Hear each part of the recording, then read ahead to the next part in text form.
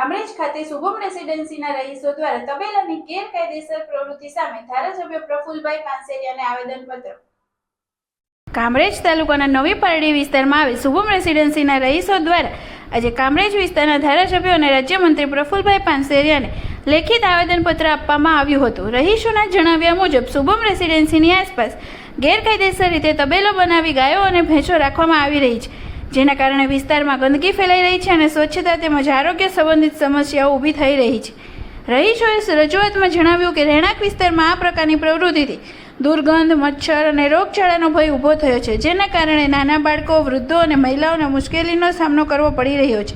તેઓએ તબેલા બનાવનાર સામે કડક કાર્યવાહી કરવાની માંગણી કરી છે તથા ગેરકાયદેસર તબેલા દૂર કરવા તંત્રને તાત્કાલિક પગલાં લેવા વિનંતી કરી છે। તંત્ર દ્વારા રજૂઆત સ્વીકારી તપાસ બાદ યોગ્ય કાર્યવાહી કરવાની ખાતરી આપવામાં આવી હોવાનું રહીશોએ જણાવ્યું હતું। વિજયકુમાર ઘનશ્યામભાઈ પટેલ, ઠેકાણું શુભમ રેસિડેન્સી, નવી પારડી, તાલુકો કામરેજ, જિલ્લો સુરત। અત્યારે કઈ જગ્યાએ આવ્યા છે, શું રજૂઆત કરવા આવ્યા છે? આજે અમે અમારા વિધાનસભાના જે ધારાસભ્ય શ્રી પ્રફુલભાઈ પાનસુરિયા સાહેબ છે ત્યાં આજે એમને આવેદનપત્ર અમે જે અમારી સોસાયટીની અંદર તબેલો વિજયભાઈ ગબલાભાઈ ભરવાડ કરી બનાવ્યો છે એના આજે આવેદનપત્ર આપવા માટે અમે એકત્રિત બધા થયા હતા સોસાયટીના। નામ કોમલબેન મનસુખભાઈ ગજ્જર છે। કઈ જગ્યાએ રહેવાનું તમારે? શુભમ રેસિડેન્સી, નવી પાર્ટી। શું સમસ્યા છે? તબેલાની સમસ્યા છે। તબેલાથી નાના છોકરાઓને, વડીલોને મચ્છરોથી પરેશાની છે, આજુબાજુના લોકો જે રહે છે એમને પરેશાની છે। કેટલા સમયથી તબેલાની? 3 મહિનાથી આ સમસ્યા અમને 3 મહિનાથી છે। અમે ઘણા બધું કર્યું પણ કોઈ જવાબ આપતા નથી। અત્યારે તમે કઈ જગ્યા શું આપવા આવ્યા છો? અત્યારે અમે પ્રફુલભાઈ પાનસુરિયાના ત્યાં આવેદનપત્ર આપવા માટે આવેલા છે। તેમને અમે અમારી જે સમસ્યા છે તેમને નિકાલ કરવા માટે આવ્યા છે।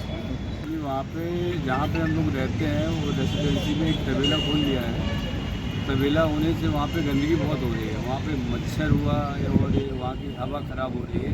छोटे छोटे बच्चे खेलते हैं, उनको खेलने में कुछ प्रॉब्लम हो रही है, बीमार हो रहे हैं, तो वहाँ का पर्यावरण पूरा दूषित हो गया है।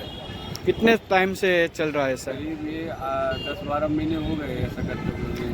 कि आपने कहाँ कहाँ अर्जी दी है? हम लोगों ने सबसे पहले ग्राम पंचायत में अर्जी दी थी, उसके बाद फिर अपना मामला दायर ऑफिस के पास गए और कलेक्टर साहब के पास भी गए। उसके बाद आज हम लोग धारासभ्य अपने प्रफुलभाई के पास आए हैं ये समस्या को लेके। आशा करते हैं कि वो उसका समाधान करेंगे। कैमरामैन हिमांशु साथे हर्षिल धोड़किया, समय मित्र न्यूज़, सूरत।